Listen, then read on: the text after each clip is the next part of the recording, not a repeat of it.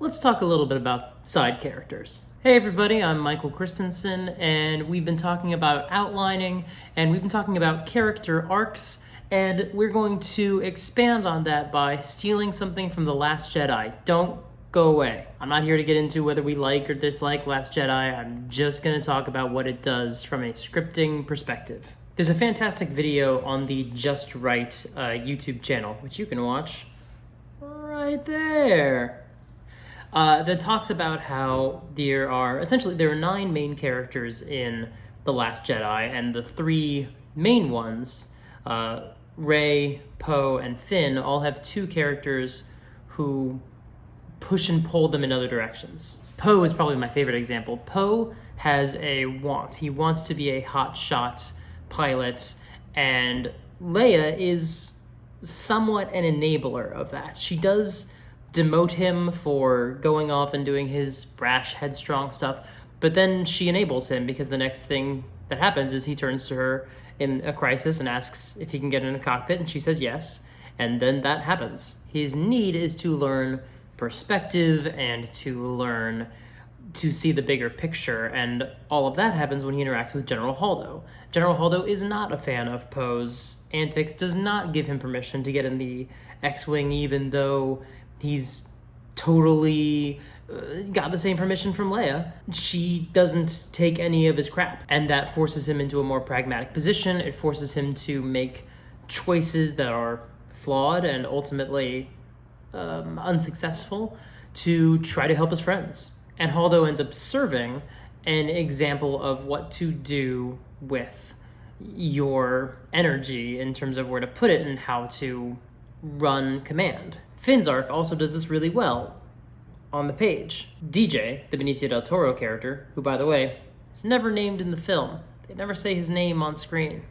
Star Wars has a bad habit about that. Anyway, DJ's whole thing is that you should not get involved in any of the political stuff, and he kind of serves as a representation of Finn's want, which is to help his friends, and that's it. But Finn needs to learn to be selfless and altruistic and to help his friends, not exclusively, but to help in a rebellion and be willing to fight for it. That is what Rose represents. I think the film has some execution problems when it comes to those 2 storylines, specifically with some plot contrivances that happen when DJ is introduced that actually, we never talk about that scene, but it actually is the moment that completely torpedoes that subplot. It's not the part that everyone thinks is the problem, and I'll talk about that some other time.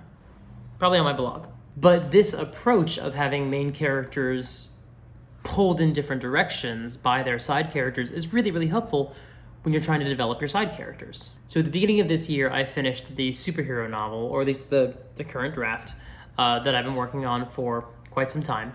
And it was a pretty comprehensive rewrite. Major characters were combined or cut or revised entirely. And one of the things that I did during that process was I boiled the characters down to how they service the wants and needs of the main character. Not everybody. Obviously, there are some characters who are there to move the plot forward and there to serve other aspects, but the core supporting characters and the antagonist fall into this category. The sort of de facto antagonist represents something that the main character almost has, or rather has that the antagonist doesn't. The main character of the book, very, very, very minor spoilers, has superpowers in my superhero book.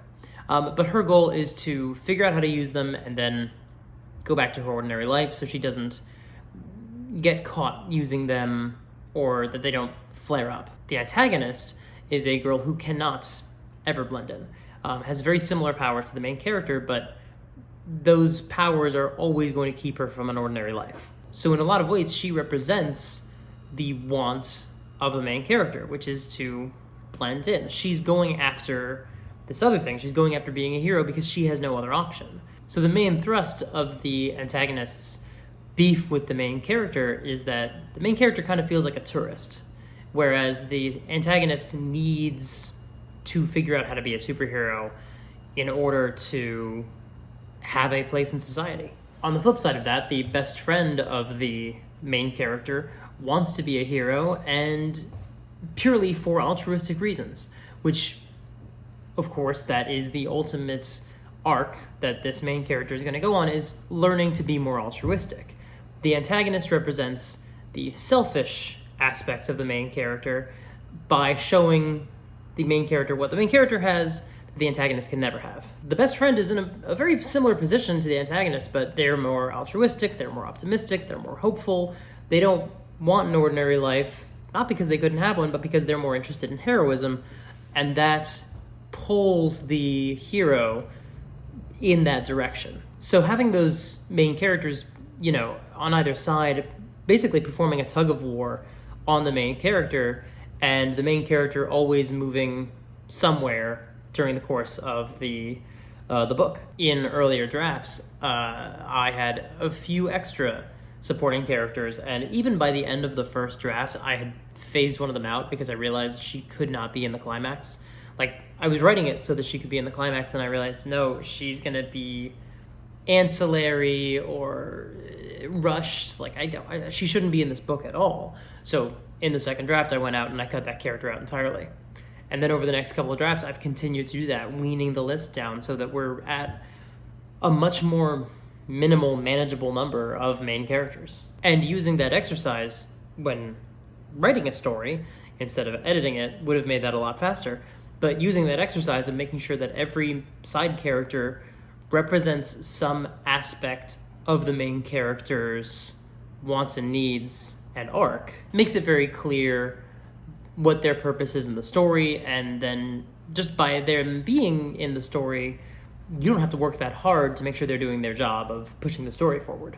Their presence is a catalyst. Their very existence engages the story and engages the main character and provokes them into action. And sometimes that action is counter to what the main character wants or needs. Sometimes it's them pushing back and moving backwards in their arc, and that's perfectly normal. I think that's part of the development of these stories. But when you know, and because I do write towards endings, I know where I want this story to go, it's very fun for me to take a look at the main characters and say, this is what this character serves in the story, this is why they're there, and this is how they're going to bring the main character or push the main character towards their ultimate arc.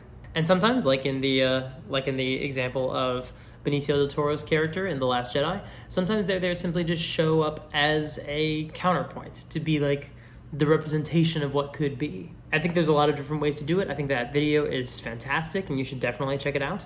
And it says it very succinctly and effectively about Star Wars The Last Jedi.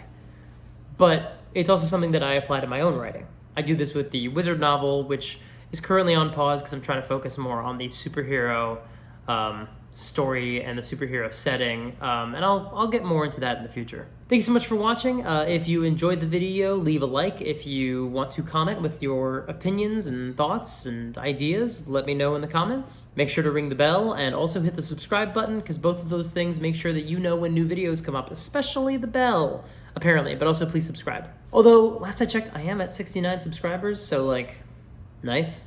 But also, let's see if we can get that number up, because there's some cool numbers that come higher than that too. That would be fun. Thanks so much for watching. I love you, Victoria.